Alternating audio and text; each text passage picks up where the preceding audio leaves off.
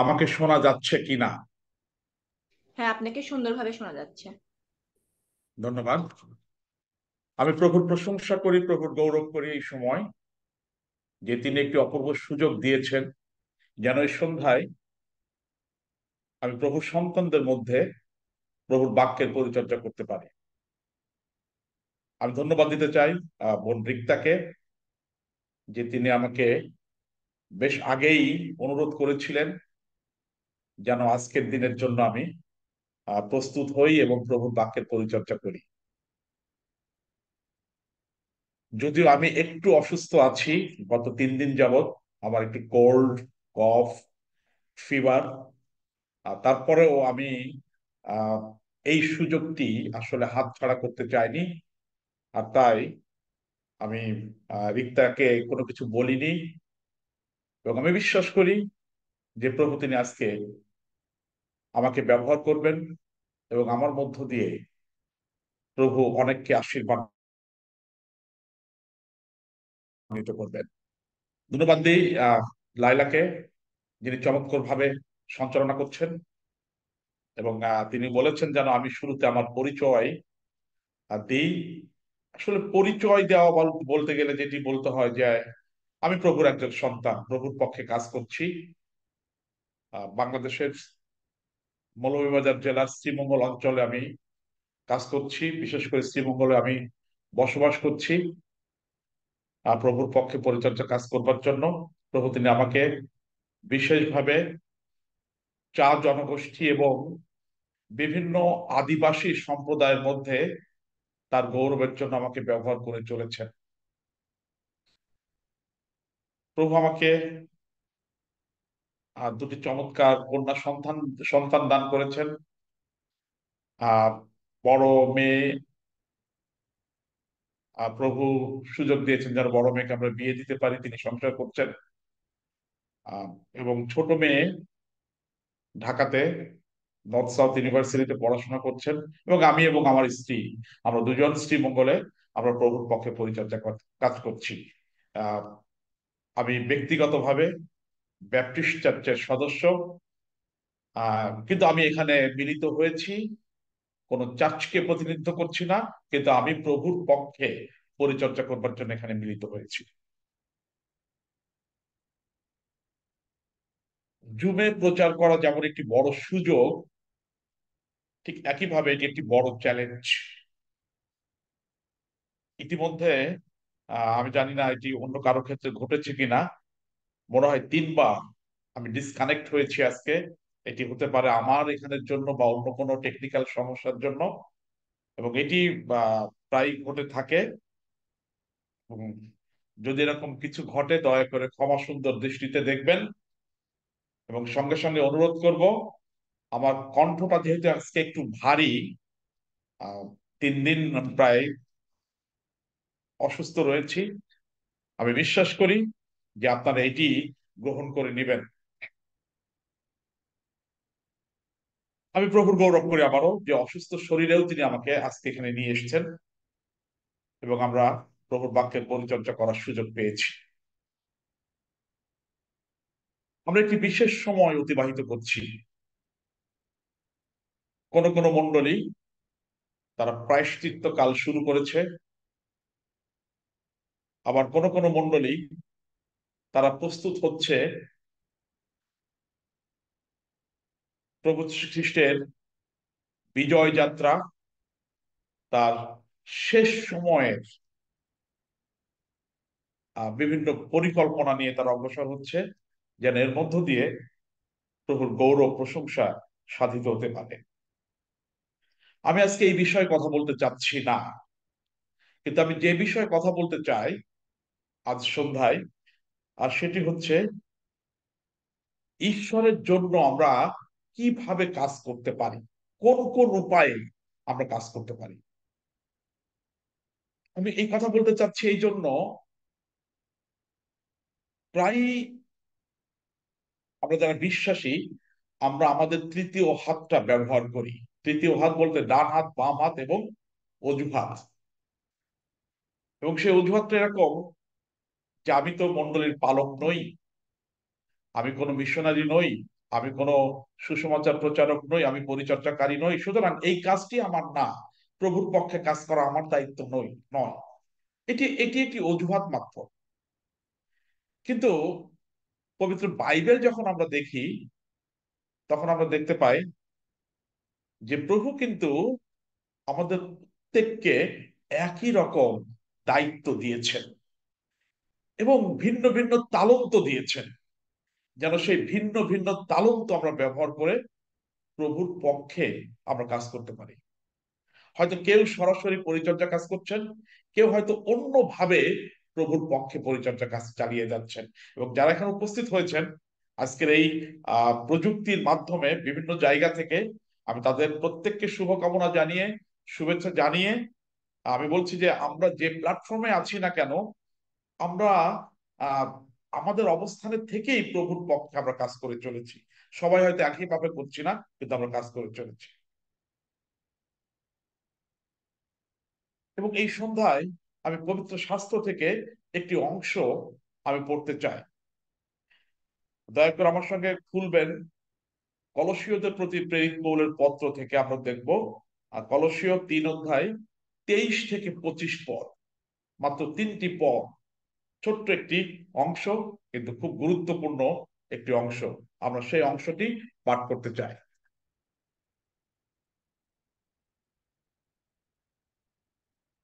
আর যদি পেয়ে থাকেন আপনারা, কলসীয় 3 অধ্যায় 23 থেকে 25 পদ আমি পাঠ করছি। এখানে লেখা আছে, যাহা কিছু করো প্রাণের সহিত কার্য করো, মনুষ্যের কর্ম নয়, কিন্তু প্রভুরই কর্ম বলিয়া কর। কেননা তোমরা জানো, প্রভু হইতে তোমরা দায়াধিকার রূপ প্রতিদান পাইবে। তোমরা প্রভু খ্রিস্টেরই দাসত্ব করিতেছ। বস্তুত যে অন্যায় করে সে আপনার কৃত অন্যায় প্রতিফল পাইবে, আর প্রভুর কাছে মুখাপেক্ষা নাই। আমি 23 পদ আবার পড়তে চাই। যাহা কিছু করো প্রাণের সহিত কার্য করো, মনুষ্যের কর্ম নয়, কিন্তু প্রভুরই কর্ম বলিয়া করো। আসুন আমরা ঈশ্বরের বাক্যের জন্য তার ধন্যবাদ করি এবং নিজেদেরকে প্রভুর কাছে আর একবার সমর্পণ করি। পবিত্রতম স্বর্গের পিতা ঈশ্বর, আমরা এই সন্ধ্যায় তোমার জীবন্ত বাক্যের জন্য তোমার প্রশংসা করি, তোমার ধন্যবাদ করি। কেন প্রভু, তোমার বাক্য জীবন্ত এবং এটি দ্বিধার খর্ব অপেক্ষা তীক্ষ্ণ। আমরা যারা তোমার বাক্য শোনার জন্য এখানে আকাঙ্ক্ষী হয়ে উপস্থিত হয়েছি, পবিত্র আত্মা তুমি আমাদের প্রত্যেকের হৃদয় স্পর্শ করো। আমাদের হৃদয় তুমি খুলে দাও, যেন তোমার বাক্যের নিগুড় তত্ত্ব আমরা বুঝতে পারি। প্রভু, আমি তোমার অযোগ্য সন্তান। এই সন্ধ্যায় আমি আরেকটি বার তোমার কাছে সমর্পিত হই। পবিত্র আত্মা, তুমি আমার মুখের রব হরণ করো এবং তোমার বাক্য দ্বারা তুমি আমাকে পরিপূর্ণ করো, যেন প্রভু তোমার জীবন্ত বাক্য জীবন্ত ভাবে এখানে উপস্থিত হতে পারে এবং এর মধ্য দিয়ে যেন আমরা তোমার গৌরব, তোমার প্রশংসা করার সুযোগ পাই। যিশু তোমার পবিত্র নামে চাই, আমেন। খ্রিস্টতে প্রিয় সুধী, কলসী মণ্ডলীর কাছে লেখা প্রেরিত পৌলের এই পত্রটি অত্যন্ত গুরুত্বপূর্ণ একটি পত্র। আমি অনেকবার এই পত্রটি আমি অধ্যয়ন করেছি এবং 3 অধ্যায় 23 পদ খুবই গুরুত্বপূর্ণ একটি লাইন, চমৎকার একটি লাইন। বলা হয়েছে, যাহা আমরা যা কিছু করি যেন আমরা আমাদের প্রাণের সাথে কাজ করি এবং আমাদের নিজের কাজ না, প্রভুর কাজ বলে সেই কাজ আমরা সম্পাদন করি। এবং এই অংশে যাওয়ার আগে, মূল বিষয়ে ঢোকার আগে, আমি আহ কলসীয় পত্রের একটি পটভূমিকা খুব সংক্ষেপে আপনাদের সামনে উপস্থিত করতে চাই, যেন আমরা আসলে বুঝতে পারি কোন প্রেক্ষিতে সাধু পৌল তিনি এই পত্রটি লিখেছিলেন। সম্ভবত 60 থেকে 61 খ্রিস্টাব্দের মধ্যে কোন এক সময় সাধু পৌল যখন রোম শহরে কারাবাস করছিলেন, তিনি কারাগারে থেকেই এই পত্রটি লিখেছিলেন, এটি আমরা সবাই জানি। আহ যেটি কলসীয় 4 অধ্যায় 7 পদ যদি আমরা পড়ি, সেখানে বলা হয়েছে যে তিনি কারাগারে থেকেই এই পত্রটি তিনি লিখেছিলেন কলসী মণ্ডলীর বিশ্বাসী ভাই বোনদের জন্য। 2 অধ্যায় 8 পদে এই কথা বলা হয়েছে, সাধু পৌল জানতে পেরেছিলেন যে কলসী মণ্ডলীর বিশ্বাসীদের কাছে কেউ কেউ, বিশেষ করে একদল লোক, তারা ভ্রান্ত শিক্ষা দিচ্ছিল, এবং তিনি এই ভ্রান্ত শিক্ষার বিরুদ্ধে সঠিক সত্য তুলে ধরার জন্য তিনি এই পত্রটি লিখেছিলেন। এবং সবচেয়ে মজার বিষয়, সাধু পৌল যখন এই পত্রটি লিখেছেন তখন কিন্তু তিনি, মানে তার আগে তিনি কখনোই কলসী শহরে যাননি। তারপরও তিনি বিশ্বাসীগণকে উৎসাহ দেওয়ার জন্য এই পত্রটি লিখেছিলেন, যেটি 2 অধ্যায় 1 পদে আমরা দেখতে পাই। এবং 2 অধ্যায় 9 পদে বলা হয়েছে যে তিনি এই পত্রটি লিখেছিলেন এবং তার একজন সাহায্যকারী তুখিক, তার মাধ্যমে তিনি কলসীয় শহরের বিশ্বাসীদের কাছে এই পত্রটি তিনি পাঠিয়েছিলেন। এবং আরো একটি বিষয় যদি আমরা এখানে দেখি, আমার মনে হয় সেটি আমাদের সাহায্য করবে বুঝতে। যেহেতু সে ভ্রান্ত শিক্ষা ছিল এরকম প্রভু যীশু খ্রিস্টের ঈশ্বরত্ব নিয়ে, আমরা জানি যে প্রভু যীশু খ্রিস্টই ঈশ্বর এবং তিনি একমাত্র ঈশ্বর, একমাত্র ঈশ্বর। এবং এই ভণ্ড বা ভক্ত যারা ছিল, যারা ভুল শিক্ষা দিচ্ছিলেন, তারা বলছিলেন যে প্রভু যীশু খ্রিস্ট আসলে ঈশ্বর নন। এবং সাধু পৌল যখন এই কথা শুনেছেন তখন তিনি আহ সঠিক সত্য শিক্ষা দিয়ে তিনি পত্রটি লিখেছেন। এবং তিনি উল্লেখ করেছেন যে প্রভু যীশু খ্রিস্টই হচ্ছেন এই মহাজাগতিক বিশ্বের কেন্দ্রীয় চরিত্র। এবং তিনি এটি উল্লেখ করেছেন যে তিনি অদৃশ্য ঈশ্বরের একমাত্র দৃশ্যমান প্রতিমূর্তি। কারণ এই ভণ্ড শিক্ষার অংশ হিসাবে এটি বলা হচ্ছিল যে প্রভু যীশু খ্রিস্ট তিনি মানুষ, তিনি ঈশ্বর নন। আর তাই সাধু পৌল উল্লেখ করেছেন তিনি অদৃশ্য ঈশ্বরের দৃশ্যমান প্রতিনিধি, প্রতিমূর্তি। তিনি প্রভু শ্রীকৃষ্ণকে খুব দৃঢ়ভাবে ঈশ্বর রূপে তিনি উল্লেখ করেছেন তার পত্রে।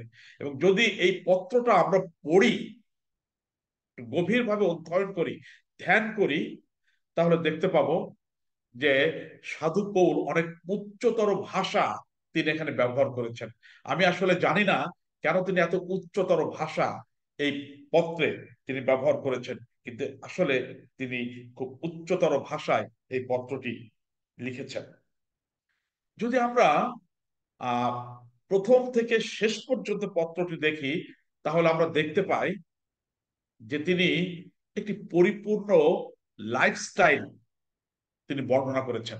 কিভাবে বিশ্বাসীদের জীবনযাপন করতে হবে, কিভাবে ঈশ্বরের সঙ্গে সহভাগিতা রক্ষা করে চলতে হবে, কিভাবে আমাদের কাজের মধ্য দিয়ে ঈশ্বরের গৌরব প্রশংসা করতে পারবো, তিনি সবকিছু এই পত্রে চমৎকার ভাবে উল্লেখ করেছেন।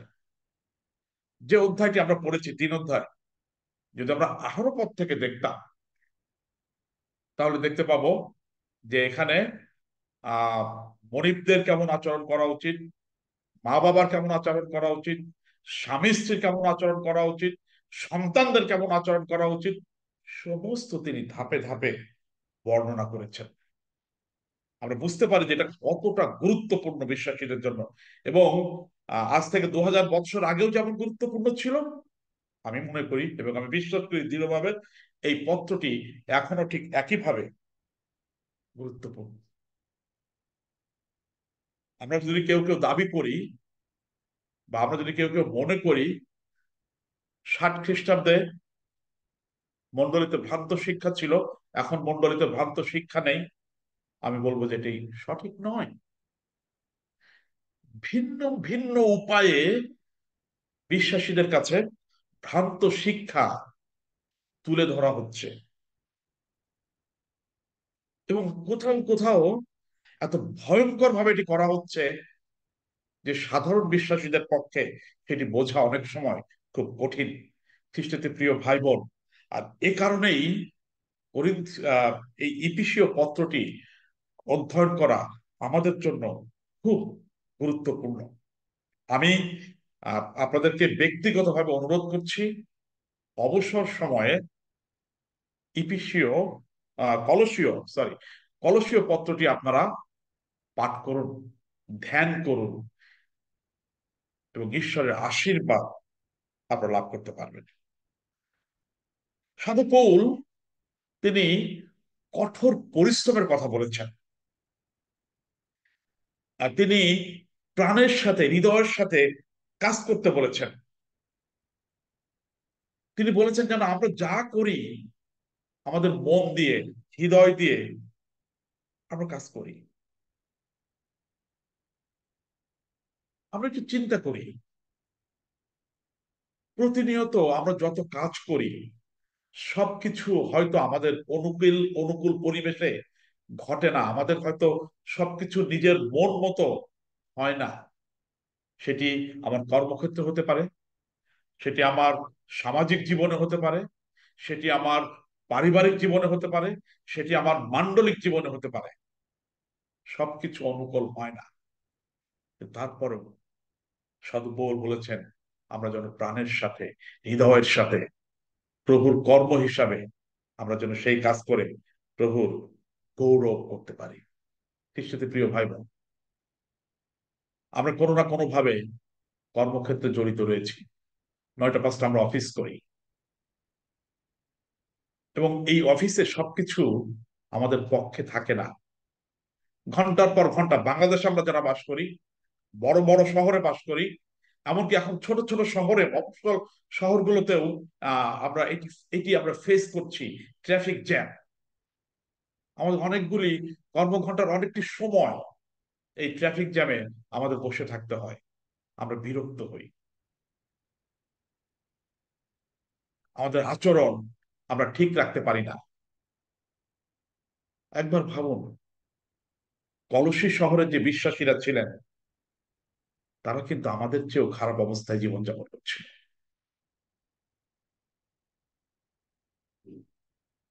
সাধু পৌল যখন বর্ণনা করেছেন দাস এবং মনিবের কথা, আমরা বুঝতে পারি তখন দাস প্রথা এবং দাসদের জীবন এত দুর্বিষহ ছিল, যে কোনো সময় তাদের উপরে অত্যাচার করা হতো, প্রাণহানির মতো ঘটনা ঘটেছে।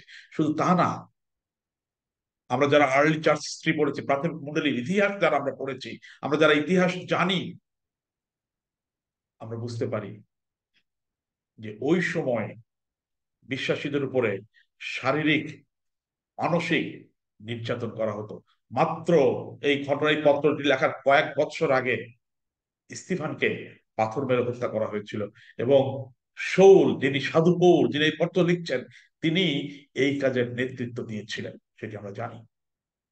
আমি এটি বলতে চাচ্ছি যে বিশ্বাসীদের জীবন, কলসি শহরের বিশ্বাসীদের জীবন খুব সুন্দরভাবে, মসৃণ ভাবে চলছিল না, কিন্তু তারপরেও সাধু পৌল তিনি বলেছেন আমরা যেন সমস্ত হৃদয় দিয়ে তার পক্ষে, প্রভুর পক্ষে কাজ করি। কেন? কেন তিনি এই কথা বলেছিলেন? কারণ সাধু পৌল এই পত্রে শুধুমাত্র জাগতিক মালিকদের কথা বলেননি, কিন্তু তিনি সর্ব বিশ্বের যিনি প্রভু, রাজাদের রাজা, যিনি সমস্ত কিছুর কর্তৃত্ব করেন, সেই প্রভু যীশু খ্রিস্ট, ঈশ্বর পিতার কথা তিনি উল্লেখ করেছেন, যিনি অদৃশ্য ঈশ্বরের দৃশ্যমান প্রতিমূর্তি, যিনি মৃত্যু পর্যন্ত বাধ্য থেকে আমাদের জন্য তিনি পরিত্রাণ নিশ্চিত করেছেন। পবিত্র বাইবেলে বলা হয়েছে যার নামে স্বর্গ পৃথিবীর সমস্ত জানুপাতিত হবে, সমস্ত জিহ্বা স্বীকার করবে যে প্রভু যীশু খ্রিস্টই একমাত্র প্রভু, তিনি থাকতেছেন। আর এই কারণেই সমস্ত হৃদয় দিয়ে তার পক্ষে কাজ করা আমাদের দায়িত্ব। আদি পুস্তক 1 অধ্যায় 28 পদ যদি আমরা দেখি, আর সেখানে আমরা দেখতে পাই ঈশ্বর পিতা তিনি মানুষকে সৃষ্টি করলেন এবং আশীর্বাদ করলেন, আর তিনি বললেন তোমরা প্রজাবন্ত, বহু বংশ হও এবং পৃথিবী পরিপূর্ণ করো, বশীভূত করো। আর সমুদ্রের মৎস্যগণের উপরে, আকাশের পক্ষীগণের উপরে এবং ভূমিতে গমনশীল যাবতীয় জীবজন্তুর উপরে কর্তৃত্ব করো। শুরুতেই ঈশ্বর মানুষকে একটি কাজ দিয়েছিলেন, আর সেটি হচ্ছে তার সমস্ত সৃষ্টির তত্ত্বাবধান করা, যত্ন নেওয়া, শাসন করা এবং সংখ্যা বৃদ্ধি করা। এটি ছিল একটি পবিত্র কাজ, এবং ঈশ্বর তার নিজের প্রতিমূর্তিতে মানুষকে সৃষ্টি করেছিলেন এবং এই কাজটি করতে তিনি নির্দেশ দিয়েছিলেন। প্রথম করিন্থীয় 10:31 বলা হয়েছে, তোমরা ভোজন কি পান কি যাহা কিছু করো, সকলেই ঈশ্বরের গৌরবার্থে করো। আমরা যেন আমাদের কাজ দ্বারা নিজেদের গৌরব না করি, কেবলমাত্র ঈশ্বরের গৌরবের জন্য আমরা যেন কাজ করি, নিজেদের সুনামের জন্য যেন আমরা কাজ না করি। এটা কঠিন, খুব কঠিন। আমি ব্যক্তিগতভাবে প্রশংসা শুনতে পছন্দ করি, কারণ আমি রক্ত মাংসের মানুষ। আমার ধারণা, মানুষ হিসেবে আমরা সকলেই প্রশংসা শুনতে পছন্দ করি। খ্রিস্টতে প্রিয় ভাই বোন, কখনো কখনো আমরা কিন্তু ঈশ্বরের গৌরব আমরা চুরি করি, আমরা হরণ করি। বারবার বলা হয়েছে যেন আমরা ঈশ্বরের গৌরবের জন্য কাজ করি। যে কাজই করি না কেন, ঈশ্বরের গৌরবের জন্য আমরা কাজ করি। মনে রাখি, আমরা ঈশ্বরের পক্ষে কাজ করা আমাদের জন্য একটি বড় সুযোগ, একটি বড় সুযোগ। পৃথিবীতে অনেক লোক রয়েছেন, অনেক লোক আছেন, অনেক মানুষ আছে, কিন্তু তার মধ্য থেকে ঈশ্বর আমাদেরকে আলাদা করে বেছে নিয়েছেন, তিনি আলাদা করেছেন। সাধু পৌল তিনি এই কথা বলেছেন যে তিনি আমাকে ষাঁড়ের ঢিবি থেকে তুলে নিয়ে কুলিনদের আসনে বসিয়েছেন। আমরা তার মনোনীত। ঈশ্বরের পক্ষে কাজ করার মধ্য দিয়ে আমরা বিশেষ আশীর্বাদ লাভ করতে পারি, অনেককে খ্রিস্টের জন্য জয় করতে পারি এবং আমাদের জীবন দ্বারা ঈশ্বরের গৌরব প্রকাশ করতে পারি। আর এই কারণেই সাধু পৌল তিনি বলেছেন, প্রভুর কাজ হিসাবে যেন আমরা কাজ করি, নিজের কাজ হিসাবে যেন না করি। খ্রিস্টতে প্রিয় ভাই বোন, আমি শুরুতেই বলেছিলাম ঈশ্বরের পক্ষে কাজ করার কয়েকটি উপায়, কয়েকটি চ্যালেঞ্জ আমি আপনাদের সামনে তুলে ধরতে চাই, এবং এই উপায়গুলি বলার সঙ্গে সঙ্গে আমি এই চ্যালেঞ্জ করব যেন আমরা আমাদের অবস্থানে থেকেই প্রভুর পক্ষে আমরা কাজ করি। প্রথম, আমি একটি বলতে চাই, আন্তরিকতার সঙ্গে কাজ করুন। আপনি যে কাজই করেন না কেন, আপনি যেখানেই থাকেন না কেন, যে দায়িত্ব আপনাকে দেওয়া হয়েছে, সে দায়িত্ব পালন করতে আন্তরিক হতে হবে। পৃথিবীতে কিছু মানুষ আছে যারা শুধু বেতনের জন্যই কাজ করে। আমি বিনয়ের সঙ্গে কথা বলছি, আমি কোন কাউকে ছোট করার জন্য বলছি না, কিন্তু আমি বলি কিছু মানুষ আছে তারা শুধুমাত্র বেতনের জন্যই কাজ করে। তাদের কাজে পেশার দায়িত্ব থাকলেও ভালোবাসা থাকে না, সফলতা থাকলেও আনন্দ থাকে না। একদা প্রভু শ্রীখ্রিস্ট তিনি উত্তম মেষপালক এবং বেতনজীবী মেষপালকের কথা বলেছিলেন, আর তিনি উল্লেখ করেছেন উত্তম মেষপালক মেষদের জন্য আপন প্রাণ পর্যন্ত উৎসর্গ করে থাকেন। পক্ষান্তরে তিনি কথা উল্লেখ করেছেন বেতনজীবী মেষপালক যিনি শুধুমাত্র বেতনের আশায়, সফলতার জন্য তিনি কাজ করেন, বিপদ আসলে তিনি মেষদেরকে ফেলে অন্যত্র পালিয়ে যান। প্রথম পিতর 2:20 কথা বলা হয়েছে, ঈশ্বরের পক্ষে ভালো কাজ করেও যদি আমরা জগতের মানুষের দ্বারা অসম্মানিত হই, তাতেও কিছু ক্ষতি নেই। অনেক দৃষ্টান্ত আমরা দিতে পারি। আন্তরিকতার সঙ্গে প্রভুর পক্ষে কাজ করতে গিয়ে অনেকেই অসম্মানিত হয়েছি। আমি জানি আমরা যারা যারা আজকে আমার কথা শুনছেন, এই অভিজ্ঞতা আমার চেয়ে তাদের অনেক বেশি বেশি থাকতে পারে। বিভিন্ন ভাবে আমরা অসম্মানিত হয়েছি। যেহেতু বাংলাদেশে আমরা একটি মাইনরিটি গ্রুপ, সেই স্কুল জীবন থেকে কর্মজীবন, নাগরিক জীবন, সর্বত্র আমরা অসম্মানিত হয়ে থাকি। ছোট্ট ছোট্ট কিছু কিছু ঘটনা যদি আমরা চিন্তা করি, আমরা দেখতে পাই। পিতর তিনি বলেছেন, যদি কেউ অসম্মান করে, যদি কেউ অমর্যাদা করে, যদি কেউ ঘৃণা করে, এতে ক্ষতির কিছু নেই। কারণ মতিলিখিত পাঁচ অধ্যায় 11-12 পদে কথা বলা হয়েছে যে আমাদিগকে সেই পুরস্কার দেওয়ার জন্য তিনি মনোনীত করেছেন, এবং সেই পুরস্কার আমাদের জন্য সংরক্ষণ করে রেখেছেন। এবং প্রভু যীশু খ্রিস্টের কথা বলেছেন যে আমাদের পূর্বেও যারা ছিল তাদেরকেও ঠিক একইভাবে অসম্মান করা হয়েছে। আমি আপনাদেরকে উৎসাহ দিই যে প্রভুর পক্ষে কাজ করতে যদি লজ্জিত হন, অসম্মানিত হন, কষ্ট পান, যন্ত্রণা পান, পিছপা হবেন না, কাজ করুন। কারণ প্রভু তিনি আপনার কাজ দেখছেন, আপনার অন্তর দেখছেন, এবং তিনি আপনাকে অবশ্যই পুরস্কৃত করবেন। পবিত্র বাইবেল আমাদেরকে এটি শিক্ষা দেয় না মন্দের প্রতিশোধে যেন আমরা মন্দ করি। কেউ যদি আমাকে অসম্মানিত করে, আমি যা তাকে অসম্মান করি, এটি পবিত্র বাইবেল শিক্ষা দেয় না। পবিত্র বাইবেলে কথা বলে, যেটি রোমীয় 5:21 আছে, কিন্তু তুমি উত্তমের দ্বারা মন্দকে পরাজয় করে। এটি আমাদের জন্য বড় চ্যালেঞ্জ,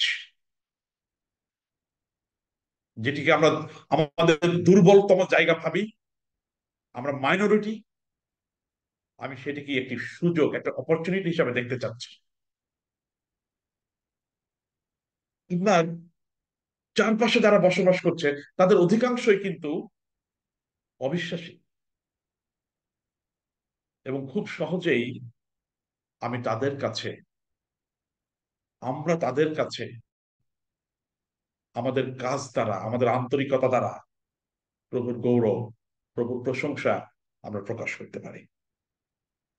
আমি জানি না কখন আপনারা এটি শুনেছেন কিনা, অনেক সময় আমাদের কাজ দ্বারা, আমাদের কাজ দেখে এক শ্রেণীর লোক হয়তো এগিয়ে এসে বলবে, আপনি নিশ্চয়ই খ্রিস্টিয়ান, কারণ আপনি যে কাজ করছেন এটি খ্রিস্টিয়ান লোক ছাড়া করতে পারে না। খ্রিস্টতে প্রিয় ভাই বোন, যা কিছু করেন আন্তরিকতার সাথে আপনি কাজ করুন। দ্বিতীয় যে বিষয়ে বলতে চাই, মানুষের কাজ নয়, ঈশ্বরের কাজ হিসাবে করুন। ঈশ্বরের কাজ করুন, মানুষের কাজ নয়, ঈশ্বরের কাজ করুন। যখন আপনি ঈশ্বরের কাজ করবেন, তখন ঈশ্বর আপনার বস, ঈশ্বর আপনার মালিক, আপনার প্রভু, এবং তার কাছেই আপনাকে সমস্ত বিষয়ে জবাবদিহি করতে হবে। ঈশ্বরকে খুশি করার জন্য আমাদের পরিশ্রম করা উচিত। আমি অত্যন্ত বিনয়ের সঙ্গে এই সন্ধ্যায় এই কথা বলতে চাই, নিজেকে সংযুক্ত করে। কোন কোন ক্ষেত্রে আমরা ঈশ্বরকে খুশি করার চেয়ে বরং মানুষকে, অর্থাৎ আমার জাগতিক বসকে খুশি করতে বেশি চেষ্টা করি। কলসীয় 3:23 স্পষ্ট করে বলা হয়েছে, মনুষ্যের কর্ম নয়, কিন্তু প্রভুরই কর্ম বলিয়া করো। খ্রিস্টদের প্রিয় ভাই বোন, দয়া করে কেউ আমাকে ভুল বুঝবেন না। অতি সম্প্রতি আমার কর্মক্ষেত্রে যিনি আমার ইমিডিয়েট সুপারভাইজার, যিনি আমার বস, যিনি আমাকে মেন্টর করেন, তাকে আমি এই কথা বলেছি, কারণ এটি আমার উপলব্ধি, আমার উপলব্ধি থেকে এই কথা বলেছি যে আমি আপনার পক্ষে কাজ করি না, আমি কোন চার্চ বা ডিনোমিনেশনের পক্ষে কাজ করি না, আমি কোন সংস্থার পক্ষে কাজ করি না, কিন্তু আমি প্রভুর পক্ষে কাজ করি। এবং আমি আজকে বলতে চাই আপনাদের সামনে যে অবশ্যই আমাদের এই উপলব্ধি থাকা উচিত যে আমি প্রভুর পক্ষে কাজ করছি। হয়তো কেউ ব্যবসা করছেন, হয়তো কেউ আহ বাইরে কাজ করছেন, সরকারি কর্মকর্তা, যাই করেন না কেন, হয়তো কেউ এনজিওতে রয়েছেন, কোনো সমস্যা নাই। জাগতিক বসকে সন্তুষ্ট করার প্রয়োজন নেই, ঈশ্বরকে সন্তুষ্ট করেন, দেখবেন জাগতিক বস এমনিতেই সন্তুষ্ট হবেন। আমি বলছি না যে আমরা আমাদের ঊর্ধ্বতন কর্তৃপক্ষকে অসম্মান করবো, আমি কি বলছি না, কারণ বাইবেল আমাদেরকে সেই শিক্ষা দেয় না।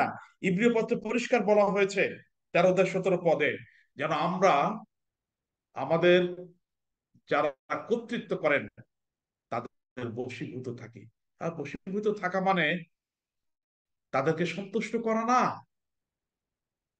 যেটি ন্যায্য, যেটি সঠিক, যেটি বাইবেল আমাদেরকে শিক্ষা দেয়, সেটি অবশ্যই পালন করতে হবে। মথিলিখিত সুসমাচার 5-16 পদে পরিষ্কার বলা হয়েছে এখানে, যেন তোমাদের সৎক্রিয়া দেখিয়া তারা তোমাদের স্বর্গস্থ পিতার গৌরব পারে। এবং আমি দৃঢ়ভাবে এটি বিশ্বাস করি, যদি আমি প্রভুতে বিশ্বস্ত থাকি, নিজের কাজ নয়, মানুষের কাজ নয়, কিন্তু ঈশ্বরের কাজ করি, তাহলে আমাদের জাগতিক বস এবং এই জগতের মানুষ আমাদের উপরে সন্তুষ্ট থাকবেন। তৃতীয় যে বিষয় আমি বলতে চাই, কিভাবে আমরা প্রভুর পক্ষে কাজ করব, আর সেটি হচ্ছে কোন রকম কম্প্যারিজন বা তুলনা ছাড়াই আমরা যেন প্রভুর পক্ষে কাজ করি। মানুষ হিসাবে আমরা তুলনা করতে চেষ্টা করি, আমি কার চেয়ে বেশি ভালো কাজ করছি, এই তুলনাটা আমরা অনেক সময় করতে পছন্দ করি। আহ কিন্তু বাইবেল এই কথা বলে যেন আমরা কোন রকম তুলনা না করি। যখন লিখিত সুসমাচার 21-22 পদে আহ যিশুর দুইজন শিষ্য এই তুলনা করার একটা বিষয় নিয়ে তার কাছে এসেছিলেন, যদি আপনারা পড়েন সেই ঘটনা দেখেন, তো দেখতে পাবেন। এবং আহ তিনি পিতরকে বলেছিলেন, যখন যদি যিশুর সঙ্গে দ্বিতীয় আগমন পর্যন্ত থাকেন তাতে পিতরের কি ক্ষতি। অর্থাৎ আহ পিতর মনে করছিলেন যে যোহনকে বোধহয় যিশু একটু বেশি ভালোবাসেন। এই যে তুলনা, এই তুলনা আমরা করতে পছন্দ করি, কিন্তু পবিত্র বাইবেল এই কথা বলে যেন আমরা কোনো কিছু তুলনা না করি। যদি তুলনা করি তাহলে যেন আমরা প্রভুর সঙ্গে নিজের যে সম্পর্ক, নিজের যে সহভাগিতা, সেটি তুলনা করি। মানুষ হিসাবে আমরা খুব ছোট কাল থেকে একেবারেই যখন আমরা স্কুলে যাই, আমাদের স্কুল শুরু হয়, স্কুল জীবন শুরু হয়, তখন থেকেই আমরা একটা তুলনার মধ্যে চলে আসি। কে ভালো করলো, কে খারাপ করলো, এটা একটা একটা একটা তুলনা হয় না? কে ভালো দৌড়াতে পারে, কে কয়টা পুরস্কার পেয়েছে, কে কয়টি সব ক্ষেত্রে সফল হয়েছে, কে পরীক্ষায় 100 নম্বর পেয়েছে, এই যে তুলনা। এবং এই তুলনার মধ্যে বাংলাদেশের লোকেরা আমরা বেড়ে উঠি, এবং এইটা এক পর্যায়ে আমাদের পরিচর্যার ক্ষেত্রেও বিস্তৃত হয়। খ্রিস্টতে প্রিয় ভাই বোন, আমি বিনয়ের সঙ্গে এই কথা বলি, যদি তুলনা করি আমরা প্রভুর সঙ্গে তুলনা করি, অর্থাৎ আমি যেদিন প্রভুকে আমার জীবনে একমাত্র প্রভু বলে গ্রহণ করেছিলাম, প্রভুর সঙ্গে আমার যে সম্পর্ক ছিল, আমার যে আত্মিক গভীরতা তৈরি হয়েছিল, সেটি কি বৃদ্ধি পেয়েছে, নাকি ক্রমশ আমি নিচে গিয়েছি? আমি কি প্রভুর সঙ্গে যে হাত ধরে সহযোগিতার জীবন আমি যাপন করতে শুরু করেছিলাম, সেটি কি একইভাবে চলছে, নাকি দূরত্ব সৃষ্টি হয়েছে? এই তুলনা করুন। এবং যদি আমরা একই সমান্তরালে আরো গভীর ভাবে প্রভুর সঙ্গে সম্পর্ক রক্ষা করে জীবনযাপন করতে পারি, তাহলে অবশ্যই আমাদের প্রভু তিনি সন্তুষ্ট হবেন, এবং তিনি আমাদেরকে আহ তার গৌরবের জন্য ব্যবহার করবেন, এবং এর মধ্য দিয়ে তিনি গৌরবান্বিত হবেন। আমি সব শেষ যে বিষয়টি বলে আমি শেষ করতে চাই, সেটি হচ্ছে উত্তম ও বিশ্বস্ত দাস, এই কথাটি শোনার জন্য প্রভুর পক্ষে কাজ করুন। একথা প্রভু খ্রিস্ট তিনি তালন্তের দৃষ্টান্ত দিয়েছিলেন, সেটি আমরা জানি। এবং মথুলিখিত সুসমাচার 25 অধ্যায় 14 থেকে 30 পদে এখানে সেই ঘটনাটা আমরা দেখতে পাই। সেই ঘটনা আমরা সবাই জানি। আমি সেই ঘটনার পুনরাবৃত্তি করতে চাই না, কিন্তু শুধু এটি বলি, যাকে 5 তালন্ত দেওয়া হয়েছিল, প্রভু যখন তার কাছে হিসাব চাইলেন, আর তিনি বললেন, প্রভু আপনি আমাকে 5 তালন্ত দিয়েছিলেন, এই দেখুন আমি এটি ব্যবহার করেছি এবং আরো 5 তালন্ত আমি অর্জন করেছি। প্রভু তিনি বলেছিলেন, তুমি উত্তম এবং বিশ্বস্ত দাস, তোমাকে আরো অধিক বিষয়ে দায়িত্ব দেওয়া হলো। যাকে যাকে 3 তালন্ত দেওয়া হয়েছিল, তিনি এসে বললেন যে প্রভু আপনি আমাকে দিয়েছিলেন, দেখুন আমি এটি ব্যবহার করেছি এবং আরো অর্জন করেছি। প্রভু তাকেও প্রশংসা করেছিলেন এবং বলেছিলেন, উত্তম বিশ্বস্ত দাস, তোমাকে অধিক দায়িত্ব দেওয়া হল। কিন্তু যাকে একটি মাত্র তালন্ত দেওয়া হয়েছিল, আর তিনি ফিরে এসে বললেন, প্রভু আপনি খুব কঠোর মনের মানুষ, আমি সেটি জানি। আপনি যেখানে বপন করেন না সেখান থেকে আপনি কাটেন। তাই আমি, দেখুন আপনি যেটি দিয়েছিলেন সেটি খুব যত্ন সহকারে আমি লুকিয়ে রেখেছিলাম, যেন এটি কেউ আমার কাছ থেকে কেড়ে নিতে না পারে। এবং আপনি যা দিয়েছিলেন সেটি আমি আপনাকে ফেরত দিচ্ছি। মালিক বিরক্ত হয়েছিলেন, প্রভু বিরক্ত হয়েছিলেন এবং তার কাছ থেকে সেটি কেড়ে নিয়েছেন, তাকে ভর্ৎসনা করেছিলেন, বলেছিলেন অলস এবং অবিশ্বস্ত দাস। খ্রিস্টতে প্রিয় ভাই বোন, আমরা কাকে সন্তুষ্ট করার জন্য কাজ করছি? আমাদের পার্থিব বসকে, পার্থিব মালিককে,